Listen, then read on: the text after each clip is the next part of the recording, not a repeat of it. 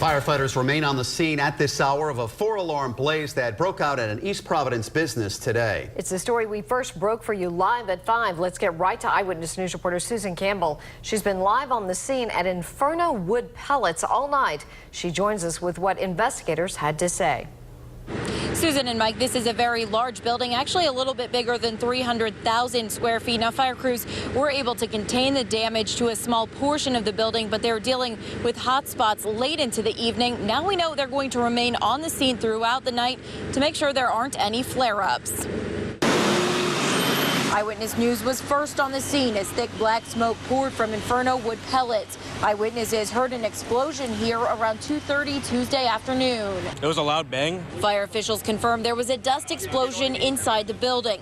They also say part of the roof collapsed. We were worried about secondary explosion, so we went to 4 alarms within the first half hour of the fire. For nearly 2 hours, dozens of firefighters from several departments attacked the fire from the outside of the building because it was too dangerous to send crews inside.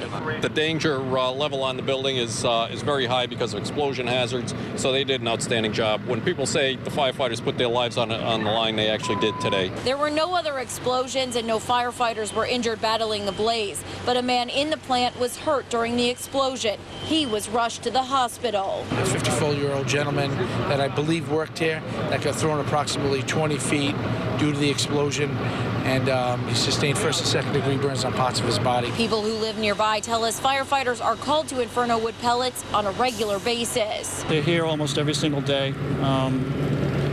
Sometimes twice a day they show up here. Eyewitness News has covered several fires at the same location. In June of 2012, a machine malfunction sparked a fire here. And in July of 2009, crews battled a fire that started in a cooling unit in the plant.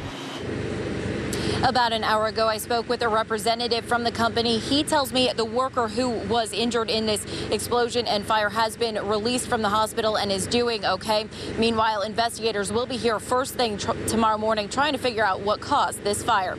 Live in East Providence with the mobile newsroom, Susan Campbell, Eyewitness News.